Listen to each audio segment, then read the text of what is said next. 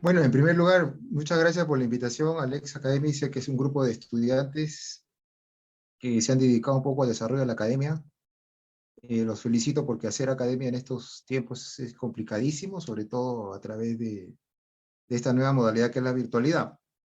Y como bien lo has mencionado, el tema que he escogido está vinculado al derecho al alimento en el Perú, que al parecer pudiera ser un tema simple, si cabe el término, o no, que no tendría que revestir ningún tipo de complejidad, pero en la práctica se dan muchas circunstancias que hacen que esto se vea un poco complejo. Obviamente que para poder entender un poco el mundo del derecho al alimento tenemos que remitirnos un poco a lo que establece la norma, ¿no? El Código Civil. Desde la perspectiva de los efectos legales y jurídicos, vale decir la normativa también, se encuentra ubicado el derecho alimentario en el libro 3 del Código Civil, obviamente familia, básicamente en el artículo 472 y siguientes, ¿no? El artículo 472 hace gala un poco a lo que el Código Civil hace con todas las figuras jurídicas, que es un poco definirla. Define al derecho alimentario desde la perspectiva de que es todo aquello que sea indispensable para la subsistencia, entiéndase vivienda, entiéndase educación, salud, vestimenta, recreación, los gastos necesarios también para el trabajo, embarazo y parto, entre otras, que engloba una serie de circunstancias que evidentemente el jurista o el formado en ciencias jurídicas debe tener en cuenta a los efectos de poder hacer prevalecer un derecho que le pudiera corresponder tanto al menor de edad como al mayor de edad, porque esto no solamente engloba al menor de edad, que es por lo general quien es el que solicita este beneficio, este derecho para poder subsistir y poder cubrir sus necesidades como corresponde. Evidentemente, la persona quien tendrá que estar a cargo de estas circunstancias tendrá que ser uno que está obligado por ley, ya sea porque existe un vínculo de parentesco o porque se hizo a través de otra modalidad legal que podría ser la adopción. Evidentemente, la adopción también trae un vínculo de parentesco, pero no biológico necesariamente, y esto se tiene que ver esa perspectiva, ¿no? Entonces, analizando un poco lo que dice el código en su artículo 472, evidentemente tenemos que tener en cuenta esos factores. Vivienda, educación, salud, vestimenta, entre otras, recreación, entre otras figuras que forman parte de la formación, valga la redundancia, del alimentista en la etapa que le pudiera corresponder de acuerdo a ley. Cuando me refiero a eso es porque existen algunos límites, y eso vamos a verlo el día de hoy en el tiempo que se me ha asignado. Por lo general, el derecho alimentario corresponde al menor de edad, evidentemente hasta que éste llegue a la mayoría de edad. Estamos hablando desde la etapa de la concepción hasta la edad de los 18 años, que es la regla general mediante la cual debe ser provisto o atendido de esa perspectiva el alimentista. Obviamente porque durante el decurso de esos años se estaría garantizando un poco la formación integral de una persona que en adelante llegaría a ser un adulto y que obviamente podría subsistir por sus propios medios sobre la base de la ayuda y la contribución que se tuvo a través del cumplimiento de la obligación alimentaria como corresponde. Evidentemente hay casos donde subsiste este deber alimentario, de acuerdo al artículo 424, que se va hasta los 28 años, pero que tiene ciertas condiciones de las cuales vamos a hablar dentro de unos minutos. Lo cierto es que el derecho alimentario tiene un sentido de asistencia, tiene un sentido de atención inmediata a los efectos de que puedan ubicarse en un contexto de que la persona se encuentre garantizada en la etapa más importante o una de las etapas más importantes de la vida del ser humano, que es desde la niñez, pasando por la adolescencia para luego enfrentar la juventud y la adultez como corresponde, bajo las bases que se requieren para poder tener una asistencia adecuada que le permita a este ser humano poder complementarse con algunas circunstancias y así enfrentar situaciones propias de la vida. En la práctica, y esto lo digo con algo de autoridad porque no solo me dedico al aspecto teórico, sino también a la praxis judicial, vemos que algunos magistrados tienen algunas ideas o algunos criterios, que creo que sería el término adecuado técnico para poder eh, resolver, si cabe el término, porque es lo adecuado, o simplemente pronunciarse a través de una resolución, me refiero a los jueces, sobre la base de otorgar alimentos en el importe que pudiera corresponderle a la persona que solicita, evidentemente, ante el órgano jurisdiccional estos temas, aun cuando no es la única sede en la cual uno puede obtener el beneficio, ¿no?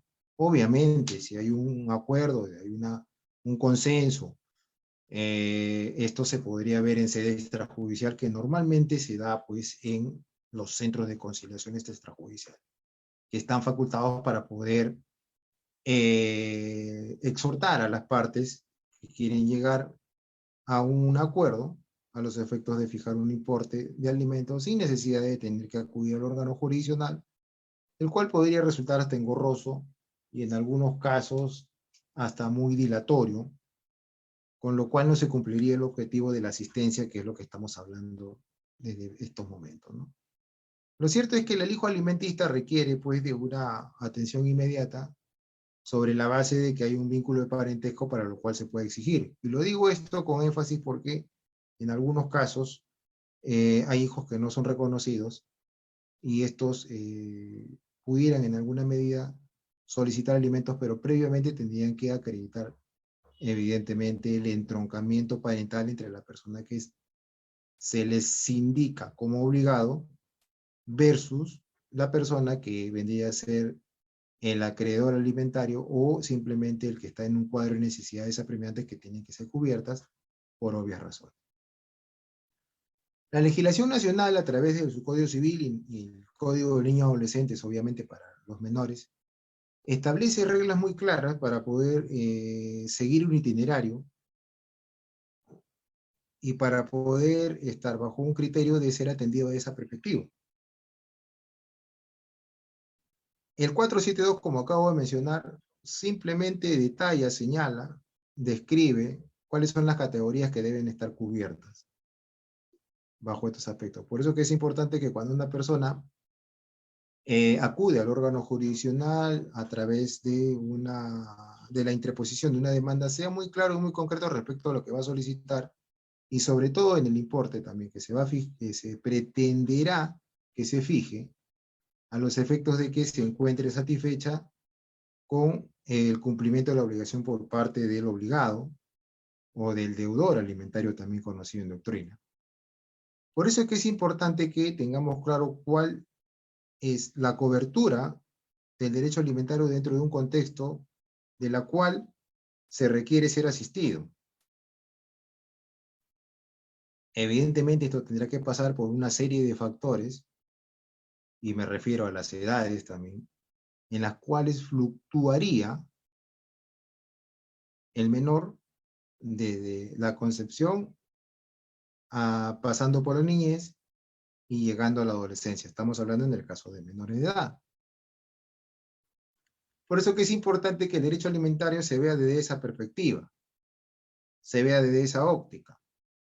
Obviamente, un magistrado debe tener criterios para poder fijar alimentos. Criterios que además no solo pasan por un factor subjetivo que pudiera tener el magistrado como cualquier persona natural, sino también que están de manera objetiva y taxativamente señalados en el Código Civil. Me refiero al artículo 481, que el cual evidentemente pone de relieve dos situaciones que considero yo fundamentales y que deben ponerse, en evidencia al momento de estar frente a una audiencia de alimentos, cualquiera fuera a la persona que se le está patrocinando. Evidentemente, si estamos patrocinando al alimentista, tenemos que poner de relieve las necesidades apremiantes que deben ser cubiertas de manera inmediata y urgente para que éste pueda y deba estar asistido en todo momento. Si se está del lado del obligado o del deudor alimentario, obviamente tenemos que ver cuáles son las posibilidades de este para que puedan evidentemente cumplir y que les permita también no comprometer su propia subsistencia para poder asistir a quien corresponde de acuerdo a ley por un nexo biológico preestablecido. Lo cierto es que el 481 se señala dos aspectos fundamentales que debe tener claro un magistrado: necesidades y posibilidades. Necesidades que no dudamos, y no creo que nadie podría dudar, que se pudieran ver incrementadas con el decurso del tiempo o simplemente con el aumento de necesidades que pudieran haber. Es por eso que el derecho alimentario se dice que también, dentro de sus características que tiene, como por ejemplo inembargable, incompensable, es además revisable. Y revisable, considero yo oportunamente e idóneamente, sobre la base de pensar de que hay factores que se tienen que tener en cuenta al momento de poder precisar cuáles son las circunstancias que se tienen que tener en cuenta al momento de poder fijar estos alimentos. Aumento de necesidades implican pues que va a haber que revisar si también hay un aumento de posibilidades.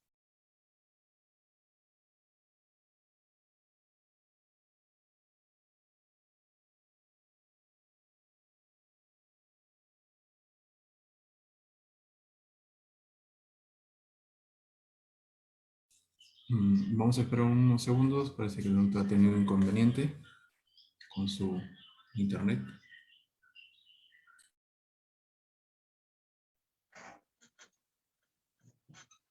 Aumento de necesidades que tienen que además ser cubiertas porque también en el Código Civil establecen esas circunstancias. La complejidad va a ir en ese grado sobre la base de las necesidades apremiantes que pudiera tener, pues, evidentemente, el alimentista. Lo digo esto porque en muchos casos se analiza si es que realmente deberían haber aumento de alimentos sobre la base de que no hay aumento de posibilidades. Y es algo también que tiene que ser fijado por el magistrado. Y por eso que yo pongo de relieve el artículo 481 del Código Civil, que debe ser en todo momento merituado sobre la base de pensar de que no se puede apartar y no se deben apartar estos aspectos teniendo en cuenta que en la realidad se deben analizar también cuál es la realidad objetiva, económica y financiera del obligado para poder cumplir. Evidentemente no estamos en contra de pensar que las necesidades que pudiera tener un alimentista no deban ser cubiertas en cualquiera de las etapas que se encuentre el mismo. Lo que nosotros estamos tratando de ver en esta sesión es que hay una objetividad al momento de fijar los alimentos. Si bien es cierto, la subjetividad nos hace pensar de que debemos cumplir siempre y en buena cuenta, situación que no voy a negar y tampoco voy a discutir y no voy a refutar, menos mucho criticar, pero sí es importante también que se vea todo desde una perspectiva mucho más integral. Normalmente se ve de la perspectiva solo del alimentista y me parece correcto, pero también hay que verlo también de la perspectiva del obligado o del deudor alimentario. Lo digo sobre la base de que si pueda cumplir con esta obligación, porque como ustedes entenderán, el incumplimiento de los deberes alimentarios darían paso a una denuncia penal y en algunos casos, vistos evidentemente en la práctica, algunos deudores alimentarios sean privados de su libertad por haber incumplido o haber omitido, porque el delito es omisión. Nótese ese aspecto. Entonces, nótese que hay factores que van a tener en cuenta respecto al alimentista, si es que éste aumenta sus necesidades como corresponde, y además porque es una situación natural, como también lo sería el obligado sobre la base de que se vea imposibilitado del cumplimiento no por una voluntad propia, sino por un factor ajeno a su voluntad, que pudiera ser, por ejemplo, que sea o haya sido separado de su centro laboral o simplemente se han prescindido de sus actividades laborales sobre la base de una realidad de trabajo. Esto en los últimos tiempos se ha dado con mayor notoriedad, evidentemente ahora porque estamos enfrentando una situación pandémica, ¿no? En muchos de los casos hay muchísimas personas han tenido que incluso hasta cambiar el rubro o simplemente algunos han sido separados de sus centros laborales por obvias razones, porque los empleadores ya no pueden sostener o no han podido sostener la cantidad de trabajadores que normalmente tenían porque obviamente la producción puede creciendo sobre la base pues, de enfrentar la pandemia. Esto trajo como consecuencia que haya un cambio de una serie de situaciones jurídicas, entre ellas el derecho al alimento. Pero desde la perspectiva de la norma, hay mecanismos legales para estas personas que se encuentran ya no en esa posibilidad de cumplir con la obligación normal, sino que también están bajo un aspecto donde tienen que ver la ruta legal que les permita también plantear o poner en conocimiento al magistrado de que ya no tienen las mismas posibilidades que tenían antes y evidentemente esto tiene que ser revisado, porque además las características propias que tiene el derecho alimentario, entre otras, está la de el aspecto revisable. Y eso es algo fundamental que debe saber cualquier abogado. El derecho alimentario es revisable. ¿Esto qué significa? Que las personas que están bajo el contexto del cumplimiento de un deber alimentario puede variar las circunstancias en cualquier momento. Así como varían para aumento, varían también para disminución. Es por eso que existe la figura jurídica reducción de alimentos. Es sobre la base de que las posibilidades han decrecido o que han desaparecido y que en algunos casos también las necesidades han desaparecido. Pero bueno, son factores que hay que analizar según las circunstancias. Cuando hablamos de aumento de alimentos, vemos pues claramente que ha habido un aumento de necesidades, pero también tiene que observarse que ha habido un aumento de posibilidades. Por otro lado, si hay una reducción de posibilidades, tenemos que observar las circunstancias o la posibilidad de replantear el cumplimiento de la obligación a efectos de caer en la omisión, o simplemente de no caer en la omisión. Lo digo esto porque la omisión es una consecuencia que tienen estos factores sobre la base de esas circunstancias. Es por eso que en el mundo jurídico se debe analizar todo esto de manera mucho más integral. Aumento de alimentos, reducción de alimentos, o como también podría ser la posibilidad de que haya más de un alimentista que requiere ser atendido con igualdad de condiciones y bajo las mismas circunstancias legales que le asiste la ley a través del Código Civil. Estoy refiriendo a la posibilidad de prorratear los alimentos y que el alimentista que está bajo unas condiciones de las cuales no puede ser atendido o no es atendido, y hay otro que sí está atendido, entonces tiene que haber una ruta legal que le permita también tener la posibilidad de acceder a ese beneficio. Estamos hablando de la figura del prorrateo de alimentos. Prorrateo que significa la distribución o redistribución del cumplimiento de la obligación, no solo por parte de quien también le corresponde de acuerdo a ley, sino también bajo las condiciones de que existan otras personas con igualdad de derecho. ¿Qué sucede en esos casos? Se solicita también ante el órgano jurisdiccional, dependiendo sea la naturaleza de la condición previa de los alimentos, y se pide que se pueda acceder a un prorrateo. Un prorrateo que evidentemente tiene que estar bajo las características y condiciones del cumplimiento como corresponde del deber, como mecanismo legal que permite nuestro Código Civil. Evidentemente tenemos que ver quienes en alguna medida tienen más necesidades que otros. Sin embargo, mi modesta experiencia me indica que la distribución o redistribución de los alimentos se van a hacer de manera equitativa, ¿no? Si en alguna medida, la persona, el alimentista, estaba haciendo uso y disfrute del 60% que corresponde, de acuerdo a ley, el máximo del importe sobre alimentos, y existe una persona con igualdad de condiciones y derechos, me refiero a otro alimentista, o simplemente una persona que acredite el entroncamiento biológico o de parentesco del cual se está solicitando el derecho alimentario, evidentemente, tendrá que redistribuirse el importe de alimentos y se tendría que ver desde una perspectiva igualitaria. La figura del prorrateo busca que haya un cumplimiento equitativo, igualitario, entre personas que tienen igualdad de derechos y condiciones.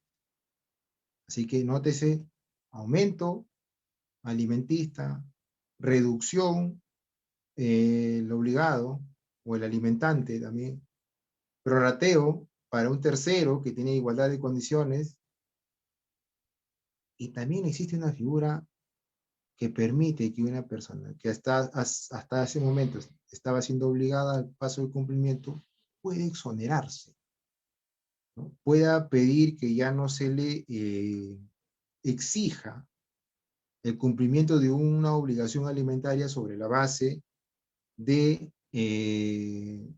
obviamente, haber estado por haber, evidentemente, haber protagonizado o haber sido partícipe de la procreación de alguien que, con justo derecho, por haber sido reconocido legalmente, exige. Pero ¿qué sucede cuando el alimentista llega a la edad de 18 años? ¿Qué sucede cuando este sujeto que ha estado bajo la categoría de alimentista, ¿no?, o de acreedor alimentario, ha llegado a la mayoría de edad? Por regla general, ya no debe corresponderle el derecho alimentario. La regla general. Evidentemente esta regla tiene excepciones. Pero todavía no hablemos de las excepciones, sino de la regla general. Si llegado a la mayoría de edad, el alimentista no cumple con algunas exigencias para que subsista el deber alimentario, entiéndase que esté siguiendo estudios superiores con éxito, y la palabra éxito evidentemente traería consigo una serie de situaciones que pudieran dar pie a elucubrar muchas ideas. Por ahora no voy a tocar el tema, salvo que ustedes hagan las preguntas. Vamos a dar unos minutos para las preguntas.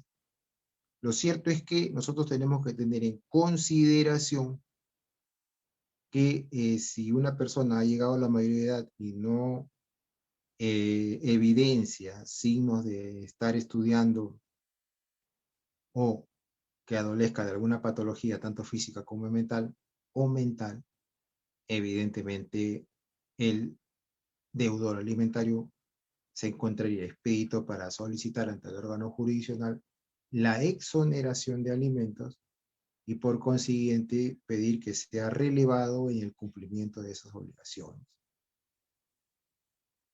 Situación que en algún momento yo cuestioné pero ustedes entenderán, pues nosotros tenemos formación jurídica y nos debemos un poco a las normas.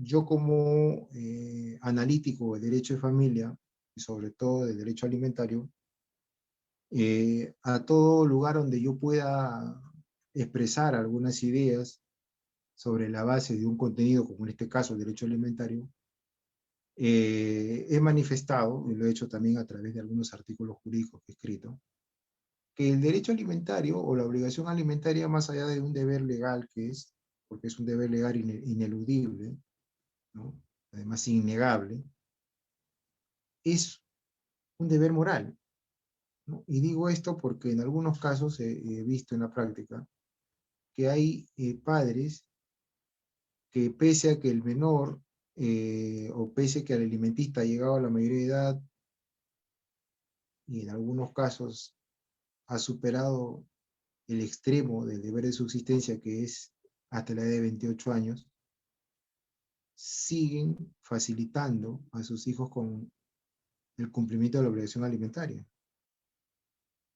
Obviamente ya queda un criterio más moral que legal, porque lo que estamos analizando hoy son temas estrictamente legales, pero abro un paréntesis para recordarles a la audiencia de que el derecho alimentario va más allá del aspecto legal. Es una figura que tiene mucha connotación moral, ¿no? Y en algunos casos ni siquiera el obligado tendría que ser emplazado para el cumplimiento. Esto debería ser pues nacido como consecuencia de una situación natural o de una voluntad que se ponga de manifiesto y se evidencie para los efectos de estos cumplimientos. Nótese esos factores, pero evidentemente el curso, el desarrollo de esta sesión no está para efectos de hablar de moralidad, sino más bien sobre los temas estrictamente legales. Es por eso que estoy tocando algunos temas muy puntuales que tienen derecho a alimentos, que obviamente ustedes conocen también, pero que es bueno que se detallen y se refresquen algunas ideas a los efectos de que quede claro el asunto que vincula el derecho alimentario. Obviamente hay complejidades en la práctica, como por ejemplo se me ocurre presentar no ubicar al obligado, o que el obligado se encuentre fuera del territorio nacional, o que el obligado se encuentre desaparecido. ¿Quién debería cumplir ahí la obligación alimentaria? El obligado está en condiciones estrictamente paupérrimas, indigente. ¿Qué se debe hacer en esos casos?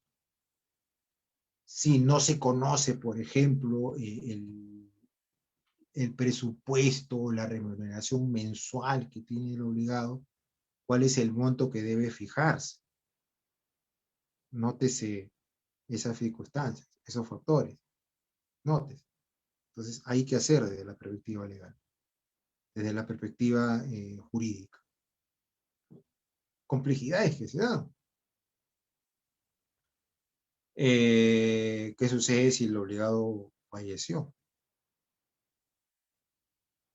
¿Qué sucede si el obligado dejó en un testamento cómo se debería cumplir la obligación alimentaria? Nótese esas complejidades que se dan. Por eso que yo dije al inicio de la sesión que no solo era un tema simple y básico, sino también habían complejidades. Obviamente, complejidades que tienen que ir manejándose en la práctica y resolviéndose en la praxis sobre la base de un conocimiento y un criterio que permita, no solo al magistrado, sino también a los involucrados, me refiero incluso a los abogados, a efectos de que den luces a los magistrados para un cumplimiento como corresponde. Entonces, desde esa óptica nosotros tenemos que tener claridad. Aumento, reducción, prorrateo, exoneración y también extinción. Obviamente la extinción pasa porque tiene que darse un hecho futuro cierto que es la muerte. Cuando yo digo un hecho futuro cierto es porque hay certeza de que las personas van a morir en algún momento. Lo que no se sabe es cuándo o qué día o qué hora. Pero es un hecho futuro cierto sin duda alguna. Todo ser humano, desde el primer momento que llegó a esta tierra o que nació, puede obviamente observar de que en algún momento va a expirar su vida, ¿no? Yo voy a dar unos 5 minutos, en unos minutos más para las preguntas. Resérvelas ahí porque vamos a dar pie para las preguntas para un poco no interrumpir un poco las ideas que estoy expresando. Pero vayan tomando nota de algunas preguntas que se puedan dar porque al final de mi disertación vamos a dar espacio para que hagan las preguntas respectivas y además obligadas, porque en el tema de alimentos hay muchas preguntas que hacerse, ¿no? Entonces, nótese, la extinción pasa por la muerte del alimentista o el alimentante, con lo cual pone fin a estos factores, y habría que ver quién ocuparía el lugar del cumplimiento de la obligación, sobre la base pues, de una muerte natural o por accidente que pudiera tener la persona, ¿no? Bueno, y ahora últimamente con esta pandemia que amenaza la vida y la salud física de todos, nunca se sabe, ¿no? No solamente amenaza la salud física de la vida, sino también la condición laboral que le permite un ingreso mensual remunerativamente hablando y que pudiera generar el cumplimiento de la obligación alimentaria. Ya yo en plena pandemia escribí un artículo, a mi modesto entender, cómo debería resolverse esos factores de esa perspectiva. Por eso es que es importante que nosotros tengamos en cuenta cuáles son los aspectos fundamentales que están vinculados con el derecho alimentario. Ahora, ¿qué sucede con la excepción para el cumplimiento de la obligación alimentaria? Estamos hablando de aquellas personas que superan la mayoría de edad, pero que mantienen la posibilidad de que haya un cumplimiento de la obligación alimentaria. Estoy hablando sobre la subsistencia del deber alimentario pese a haber obtenido la mayoría de edad. Estamos hablando de aquellas personas que tienen más de 18 años, pero que estudian o están llevando estudios superiores, lo cual es una condición fundamental para que hayan pues este tipo de circunstancias y evidentemente puedan seguir gozando de este beneficio o este derecho. La norma habla que en esos casos podría irse hasta los 28 años. Edad suficiente, creo yo, ¿no? Como para que cualquier persona ya tenga la perspectiva, ¿no? O cualquier persona que tenga ya la base sólida como para poder eh, cubrir sus necesidades propias. 28 años es una edad donde una persona por lo general se convierte ya en profesional si es que está estudiando.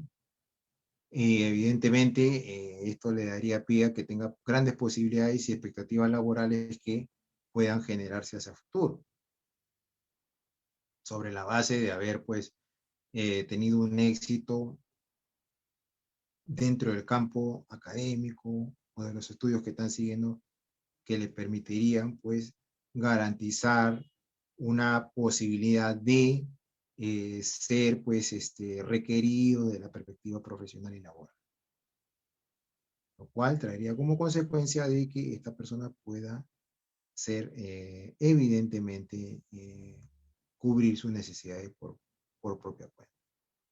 28 años es una edad bastante prudente como que para cual le pudiera permitir a cualquier persona tener esa posibilidad, a no ser que adolezca de una patología mental o física que no le permita ejercer alguna actividad laboral que por ende traería beneficios económicos y financieros y esto le podría ayudar a solventarse hacia futuro, ¿no?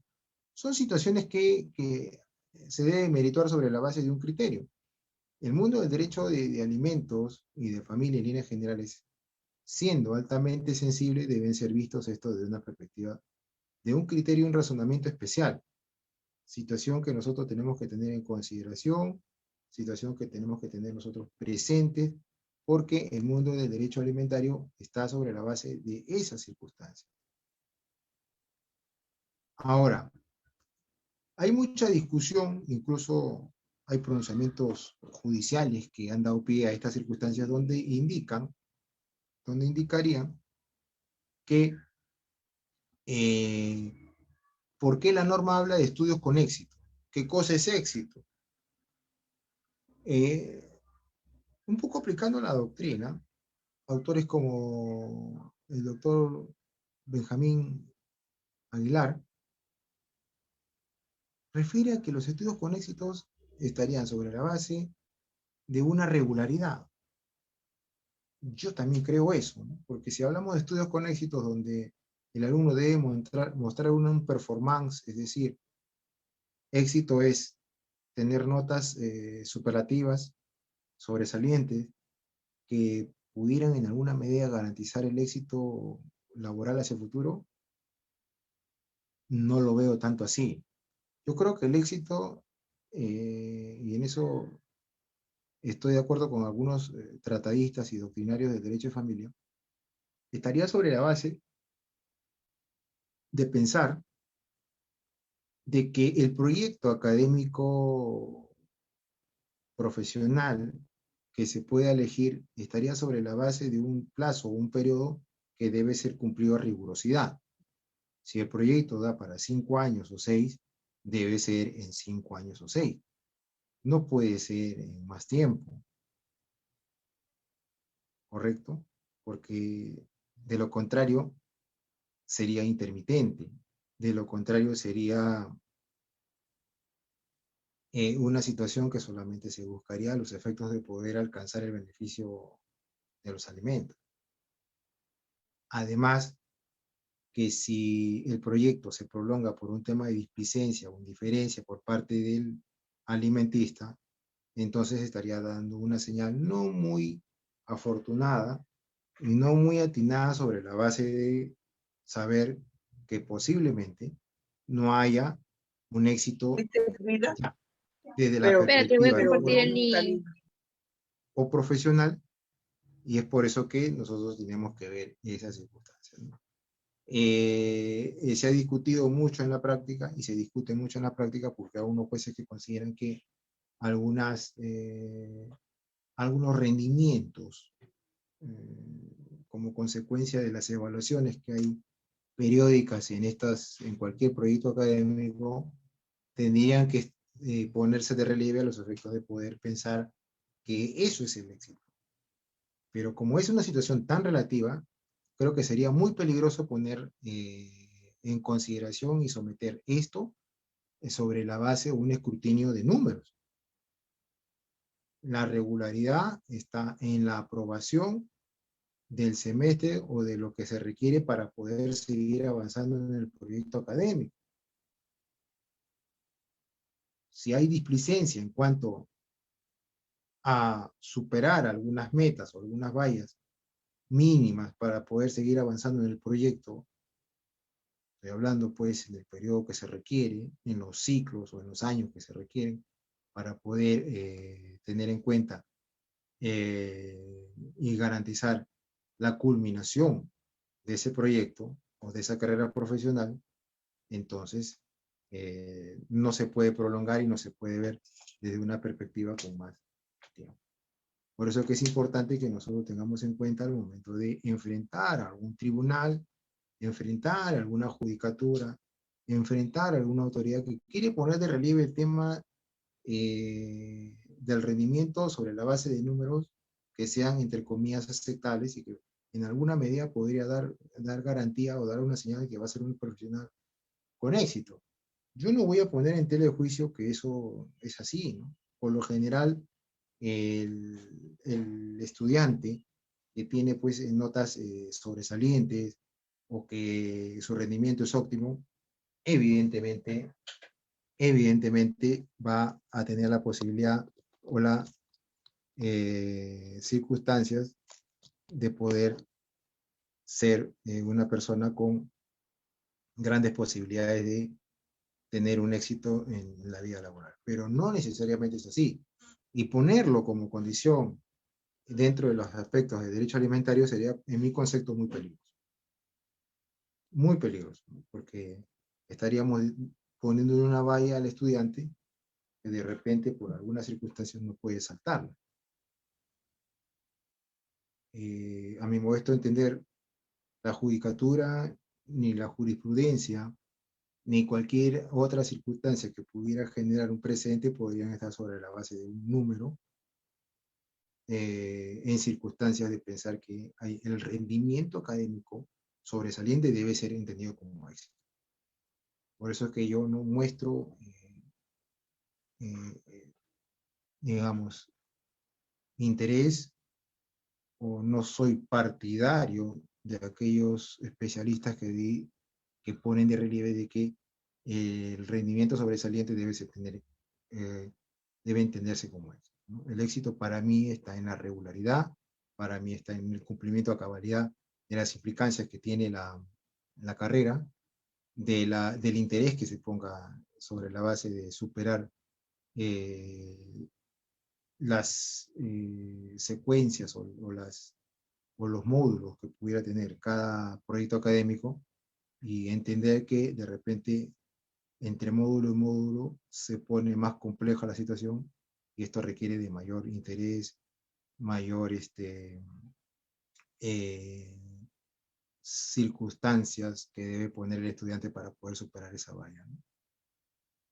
Mayor esfuerzo, mayor dedicación, y esto haría posible de que esa situación se vea de esa perspectiva. Bien, vamos a abrir espacio para algunas preguntas que se pudieran generar como consecuencia de lo que se ha dicho, y evidentemente yo he tratado de matizar un poco lo teórico con lo práctico y en algunos casos con jurisprudencia, ¿no? Sobre la base, como dije al inicio, de mi función práctica y teórica como una combinación que yo he elegido como profesional que está vinculado al tema del mundo del derecho familiar, ¿no? Porque además escribo incluso artículos que están ahí ubicados en la web, y a través de mi página de Facebook también doy algunas opiniones que pudieran de repente servir en alguna medida a cualquiera de ustedes que tengan interés en poder acceder a la misma. Quedo supeditado y ya no a las preguntas que me pudieran hacer. En este momento abrimos los espacios para las preguntas.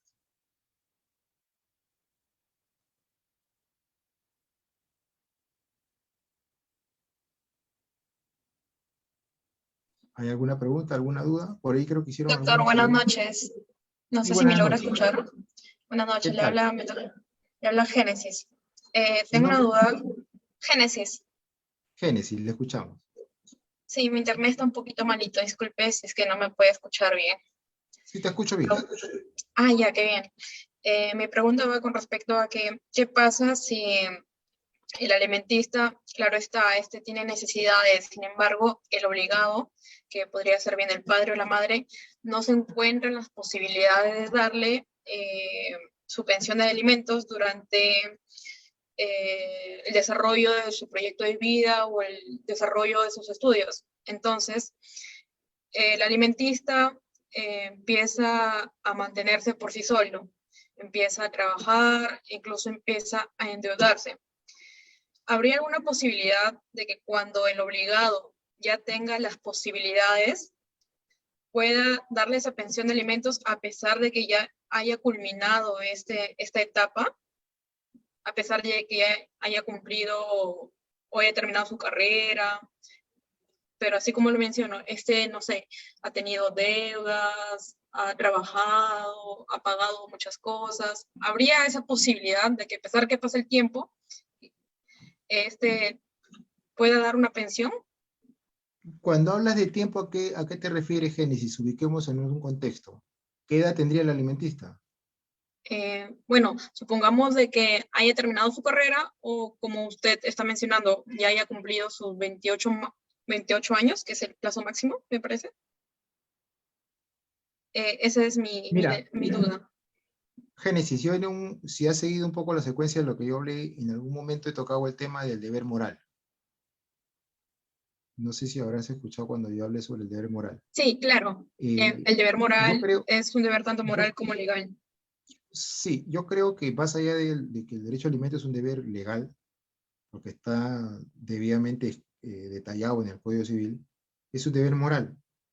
Nada impide, nada obsta, nada es un óbice si el padre, en estos casos que tú detallas, quiere en alguna medida cubrir algunas necesidades post efectos jurídicos. Es posible que en algún momento no haya tenido la posibilidad de cumplir con su obligación alimentaria Habría que ver si es que el alimentista no lo ha emplazado o lo ha requerido por devengados. Esa es una. Y dos, nada impide. Conozco casos donde el alimentista tiene 38 años, 39 años y el padre sigue en un acto, yo creo, de compensación, si cabe el término, seguir coberturándolo de esa perspectiva, aun cuando el alimentista ya no necesita. Deber moral. Eh, no hay una prohibición legal por ese lado. Sin embargo, lo que sí me atañe decir que si está dentro de los 28 años y haya habido una sentencia que ha generado devengados, es muy posible que esta persona haya sido emplazada para el cumplimiento de la obligación a través de los devengados, que se hace a través de liquidaciones. Eso sí sería obligatorio de cumplimiento porque eso generaría de que si no se cumple, sea denunciado por omisión a la asistencia familiar. ¿Alguna otra pregunta o duda? Sí, doctor, buenas noches. Gracias, ¿Me doctor. escucha? Sí, ¿alguien iba a Doctor, hablar? sí, doctor, muy buenas noches. Anet Lozano González, de la ciudad de Tarapoto. ¿Qué tal? Eh, Un saludo para sí, Tarapoto. gracias. Tengo una consulta con relación a la institución jurídica prorrateo de la pensión de alimentos, ¿ya? Usted hacía referencia a esa institución eh, que a cada alimentista, ¿ya? Le va a concebir, en este caso, la igualdad de la pensión, ¿no? Mi pregunta era si es que dentro de esta igualdad tendría que ver algo las etapas del desarrollo del alimentista con relación, así bien es cierto, existe una etapa, como usted lo había dicho, de concebido, niñez, adolescente y juventud. Entonces, yo quería, más o menos mi pregunta iba enfocado a eso, si esta igualdad va a estar sujeta a este tipo de etapa, va a tener algún tipo de proporcionalidad, o simplemente hablamos de una igualdad, eh, eh, ¿cómo lo puedo decir? De 20 si fuera 3 alimentistas, o es que va a tener algún tipo va a existir algún tipo de diferencia, doctor. Ya, más o menos he entendido el sentido de tu pregunta. Eh, tú quieres saber si es lo mismo un niño de 3 años a uno de 13, por ejemplo, ¿no? Eh, justamente la figura del prorrateo está para aquellos casos donde quien se considere de que se le deba cubrir sus necesidades también sea implicado en la distribución de los alimentos, independientemente del argumento que pueda esgrimir ante un magistrado para ver si se le puede dar un porcentaje mayor por las necesidades que son mucho más apremiantes y porque son mucho más complejas, ¿no? En la práctica he visto que sí, hay algunos casos donde, por ejemplo, el hermano mayor tiene 14 años y el menor tiene 4 años. Entonces he visto que al de 14 años le han dado un porcentaje mayor por las necesidades que se tienen que cubrir, además porque ya está dentro de un sistema educativo ya, lo cual no significa que va a tener mejores condiciones económicas, ¿no? O sea, no quiero que se vea de esa perspectiva, sino más bien es un poco el criterio que debe tener un magistrado para poder saber qué alimentista tiene necesidades más apremiantes que otro. Obviamente un niño de 4 años también tiene necesidades apremiantes, ¿no? Gastos propios de la edad, sobre la base de su buena alimentación que debe tener, su buena indumentaria, ¿no? Su buena recreación que debe tener también. Pero no hay, digamos, una norma, no hay un cuadro donde se indiquen cuáles son los montos que se deben tener de acuerdo a las edades. Esto va a depender del cuadro de necesidades que pudiera tener cada uno de los alimentistas. Cuando hablé de prorrateo, refería a que si el de 14 años no estaba percibiendo alimentos y el de 4 sí, podría en alguna medida estar en la posibilidad de ingresar a ese sistema, ¿no?, de beneficios por cumplimiento de deber alimentario, porque también tiene igualdad de condiciones, es un hijo reconocido, y por lo tanto tendría que estar en esa situación. Y el importe va a depender de cómo meritúe el magistrado sobre la base de la pretensión que plantee cada alimentista. Puede ser que el de 4 tenga mayores necesidades que el de 14. Podría ser. Yo no voy a decir quién o cuál lo más, pero lo único que por mi modesta experiencia me dice que a medida que va incrementándose en edad el alimentista, van a haber más necesidades, ¿no? Por ejemplo, la alimentación se incrementa, la indumentaria tiene que ser de otro tipo, la recreación es de otro tipo, el sistema de salud es de otro tipo y el sistema educativo es de otro tipo. No estoy diciendo que tengas más necesidades, pero hay una ligera posibilidad de que las necesidades varíen en el tiempo por ese cambio natural que hay, de acuerdo a la edad.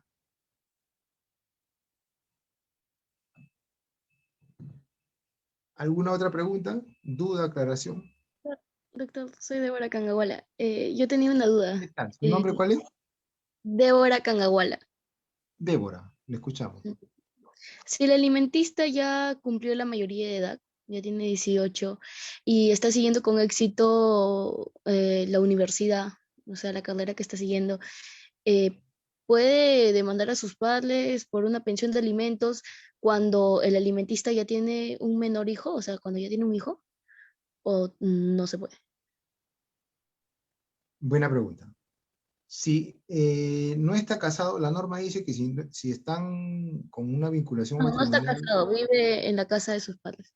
pero podría ser un argumento, o sea, pero vive en la casa de sus padres y demanda al padre también, ¿o cómo es?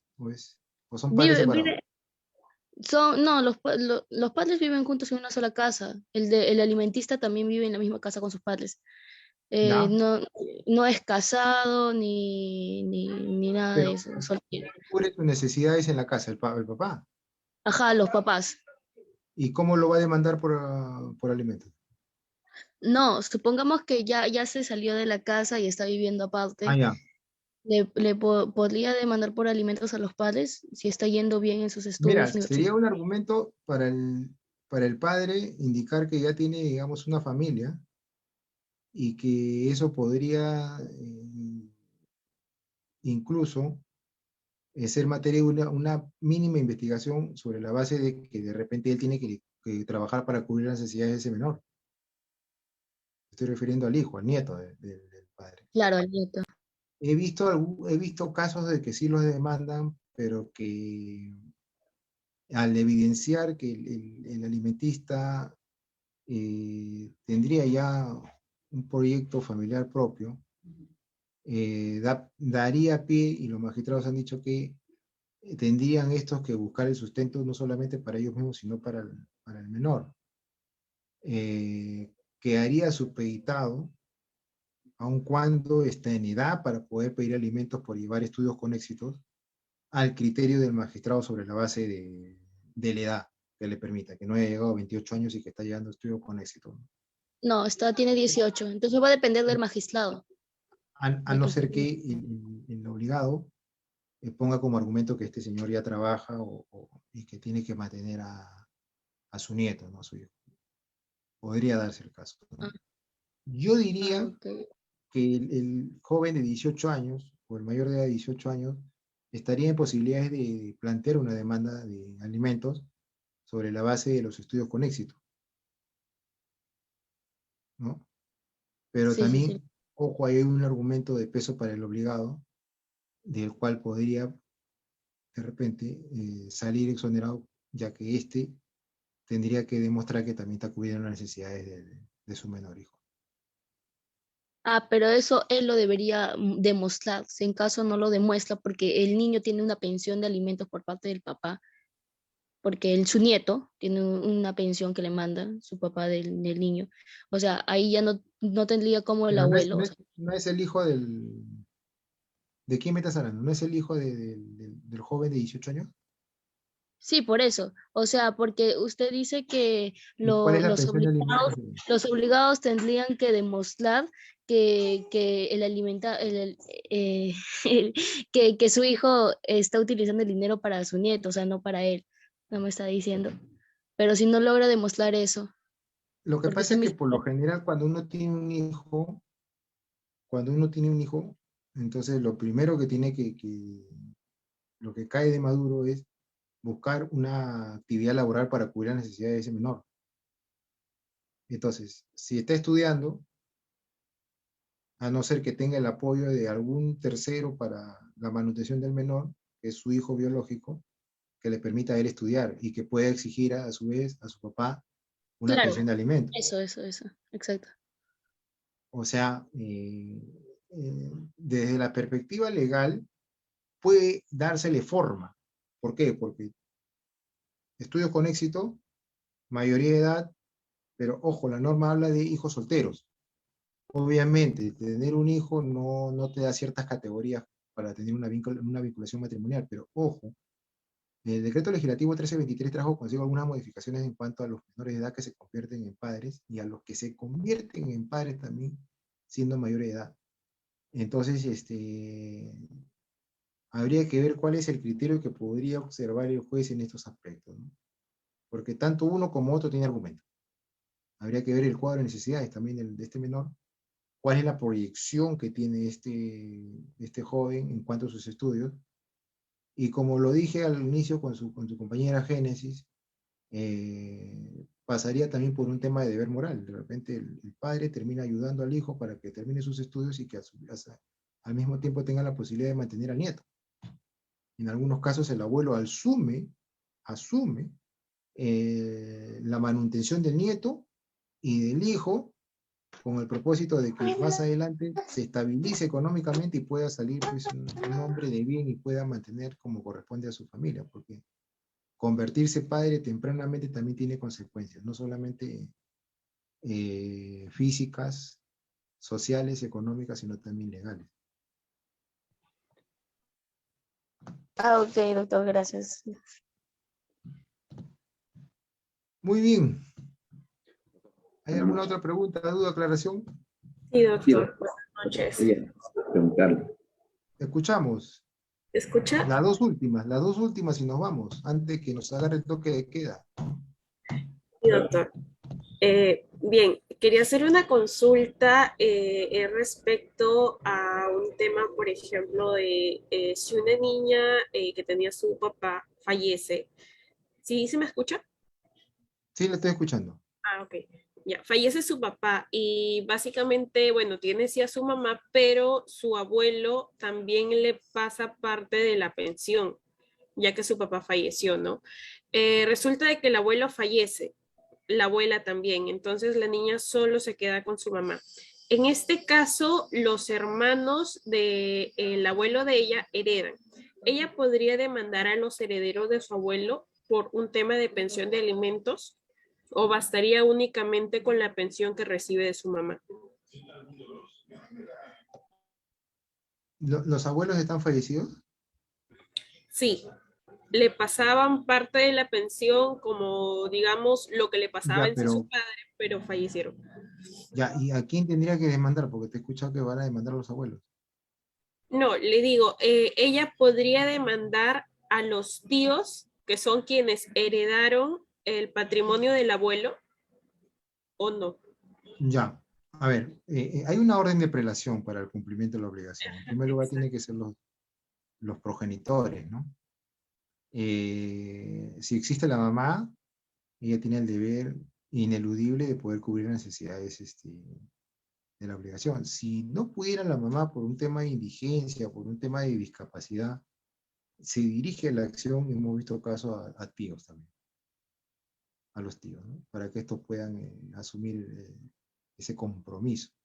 Sí lo hemos visto en la práctica, ¿no?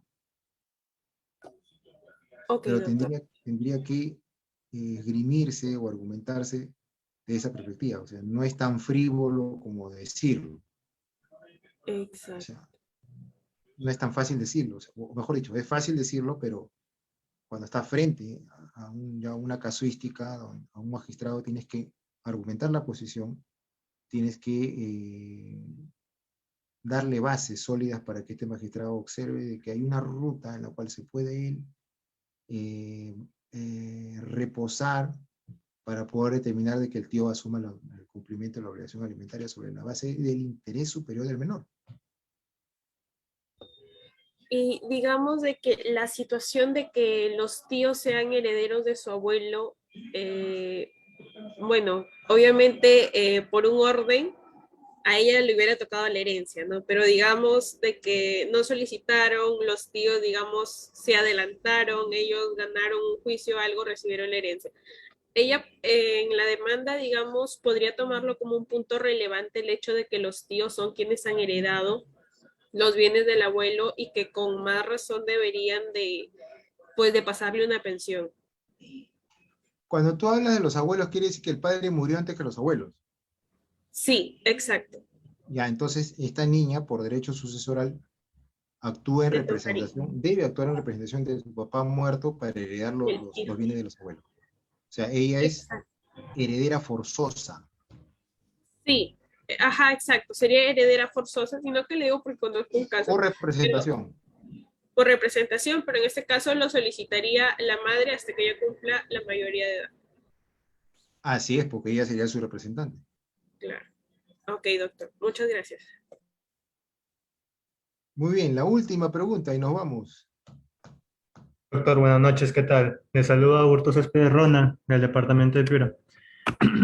Doctor, Saludo yo para le quería consultar, cuando el alimentista ya ha terminado lo que es su carrera universitaria, tiene la mayoría de edad y ya tiene un trabajo, pero le pagan lo que es el sueldo mínimo, ¿ya? Pero decide demandar a su padre porque eh, sustenta no, lo que percibe no le alcanza para poder sacar su título y decide demandarlo por ese tema. ¿Qué se debería de hacer ahí, doctor? Mira, si hay una actividad laboral previa, dudo mucho que un magistrado ya se pronuncie sobre esos aspectos, porque se entenderá en la práctica que cubre las necesidades de la persona que solicita estos aspectos, ¿no?